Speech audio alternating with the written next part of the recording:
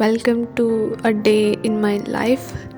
And I started my day with my morning coffee, which is mandatory. And आज सुबह ही उठते I was feeling very confused. There were many things, there were many thoughts in my mind. होता है ना कभी कभी when our mind say different things and our heart say different things, they were not coming to a same point, and I was very confused about some things, and I want to sort out some things and I cannot come at a conclusion, so I write down everything which I was feeling.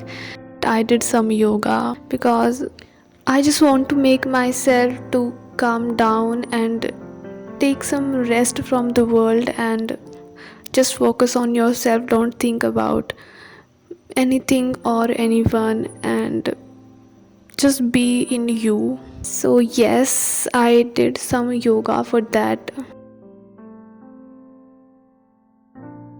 Then I took a bath.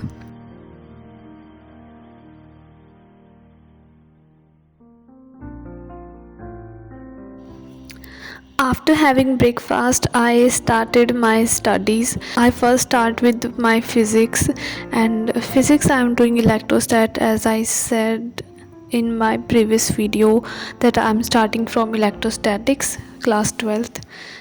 So yes, I have notes from last year and they were from MR sir from Yaqeen 2.0, and this year too I'm following MR sir, so notes will be same. So I'm using my previous year notes and I'm just revising those notes and solving more questions. So there was this question in comment section that what is partial drop.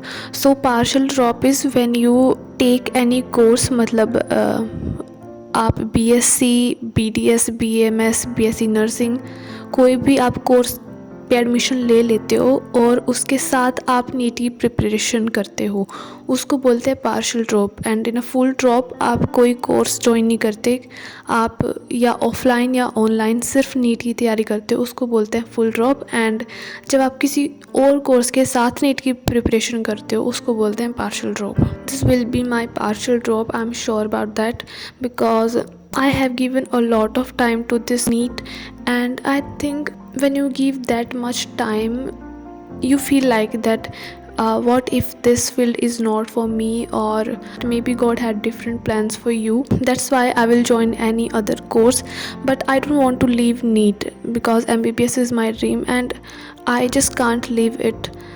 So I will prepare for NEET as well by taking a partial drop.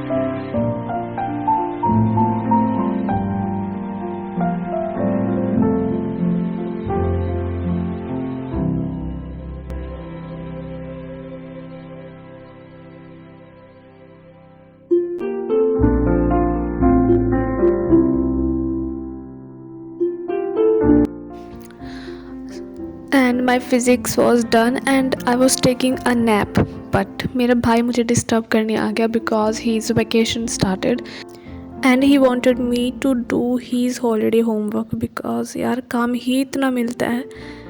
एक month का vacation होता है और school वाले काम एक साल का दे देते हैं, मतलब you can't even enjoy your holidays properly. And मुझे भी हिंदी लिखे बहुत टाइम हो चुका था, so I really want to write Hindi. So I said okay I will do your holiday homework. Actually काम करते वक्त आई वॉज फीलिंग नॉस्टैल्जिक कि हम क्या टाइम होता था वो जब हम भी स्कूल में पढ़ते थे और हमारी छुट्टियां पड़ती थी एंड वी वर लाइक कि छुट्टियां शुरू होने से पहले ही हमें हॉलीडे होमवर्क पता चल जाए ताकि उसको अभी कंप्लीट करके रख दें और बाद में छुट्टियां एंजॉय करें. सो होता था ना कि एक दो बच्चे होते थे उनको पहले मामा के घर या कहीं घूमने जाना होता था, सो वो पहले ही अपना हॉलीडे होमवर्क लेके रख लेते थे एंड हम उन्हें इंसिस्ट करते थे कि हमें बता दो क्या काम मिला है ताकि हम पहले कंप्लीट कर लें उसको.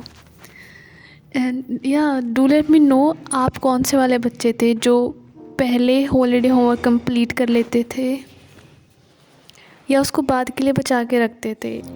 एंड उस टाइम पे तो सिर्फ नोटबुक कंप्लीट करना वाज द बिगेस्ट स्ट्रेस। तब ये लगता था कि यार कितना डिफ़िकल्ट है ये सब चीज़ें। And we use to pray कि जल्दी से ये फेज़ कंप्लीट हो और हमारा स्कूल से पीछा छूटे। But we were such a fool at that time.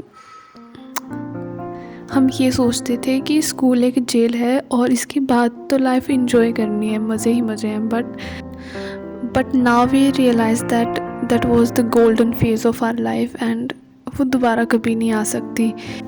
And उस टाइम पे जो चीज़ें हमें अट्रैक्ट करती थी, फैसिनेट करती थी लाइफ की, अब ऐसा कुछ नहीं है लाइफ में। we have a lot of pressure from our parents, from our society, from our future, and we have a lot of things in our mind. उस टाइम पे हमें अपने फ्यूचर की इतनी टेंशन नहीं होती थी, बट आज के टाइम पे सभी बच्चे अपने फ्यूचर को लेके बहुत फोकस्ड हैं, बहुत अवेयर हैं। और अभी क्लास 10th के रिज़ल्ट्स तो आ चुके हैं, तो बच्चे अब ज़्यादा वरीड होंगे अपने फ्यूचर को लेके कि कौन सी फील्ड चूज़ करे, क्या करियर चूज़ करे। तो जो भी मेडिकल की तैयारी करना चाहते हैं, नीट की तैयारी करना चाहते हैं, तो उसके लिए सबसे इम्पॉर्टेंट है कि आपका बेस स्ट्रॉन्ग होना चाहिए। और अपना बेस स्ट्रॉन्ग करने के लिए आपको एक अच्छी पढ़ाई और प्रिपरेशन चाहिए होती है।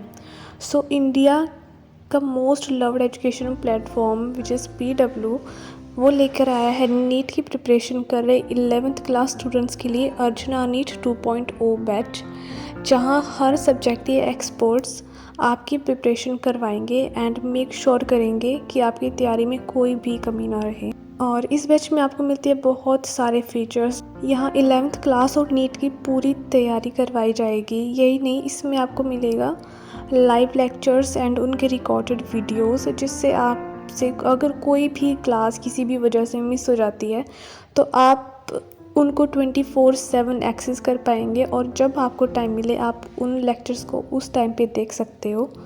और इसमें आपको मिलता है स्टूडेंट्स पेरेंट्स डैशबोर्ड, जिससे अब आपके पेरेंट्स बच्चों की ग्रोथ भी चेक कर पाएंगे।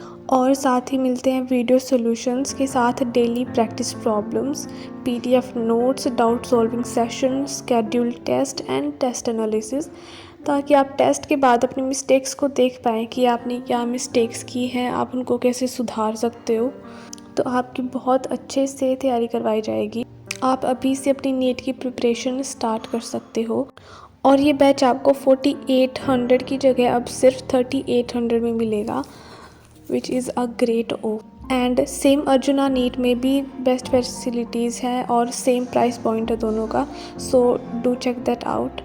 और ये बैच ज्वाइन करने के लिए नीचे दिए गए डिस्क्रिप्शन में लिंक पर क्लिक करो and you can use my coupon code which is SANA150, all are capitals letters, and इससे आपको मिलेगा 150 का instant discount and start your preparation. उसका काम करने के बाद I took some rest and after that I read one chapter of NCERT. This is from plant physiology and this is the last chapter of class 11th, जिसके ऊपर सबसे कम ध्यान जाता है मेरा. So I thought why not complete it first. Yes, I read NCERT of that chapter and look at the weather outside. I'm really loving this weather. Can you see that rainbow over there? The nature is really very beautiful.